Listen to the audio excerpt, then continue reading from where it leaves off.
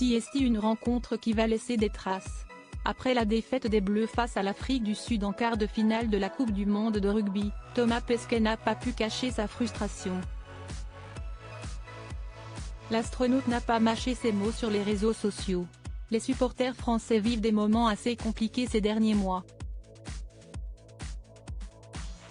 Après la terrible défaite de l'équipe de France de football en finale de la Coupe du monde face à l'Argentine en décembre dernier, ce sont leurs homologues du rugby qui ont été éliminés du mondial.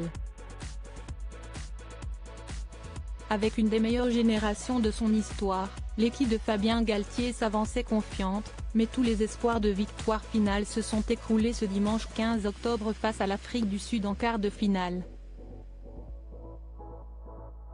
Une rencontre perdue d'1 point, 28-29 et un véritable sentiment de frustration pour les supporters.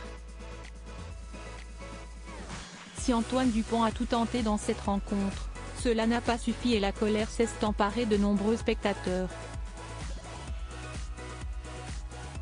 Plutôt consensuel d'ordinaire, Thomas Pesquet est sorti de sa réserve habituelle pour faire parler sa frustration. Dans le viseur de l'astronaute de 45 ans, un homme en particulier, l'arbitre de la rencontre, le néo-zélandais Ben O'Keefe.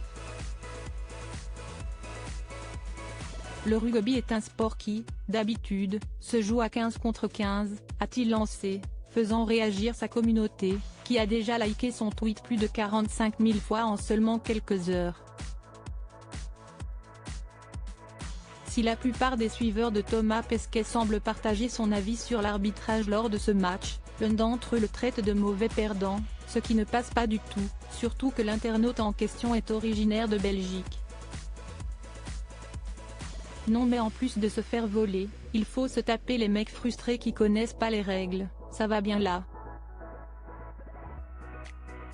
Personne ne parlait, en Belgique, quand la France a gagné. Tout le monde disait que c'était un beau match avec deux bonnes équipes.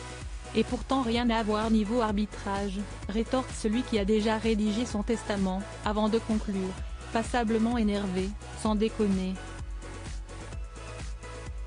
Une défaite particulièrement cruelle pour les Bleus, qui échouent et ne réaliseront pas le rêve de millions de Français de remporter leur première Coupe du monde de rugby.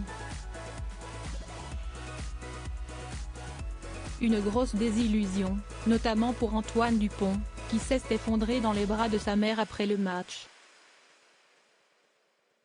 Il faudra désormais attendre 4 ans pour voir si cette génération dorée du rugby français est capable de l'emporter, mais cette fois-ci, ce sera en Australie.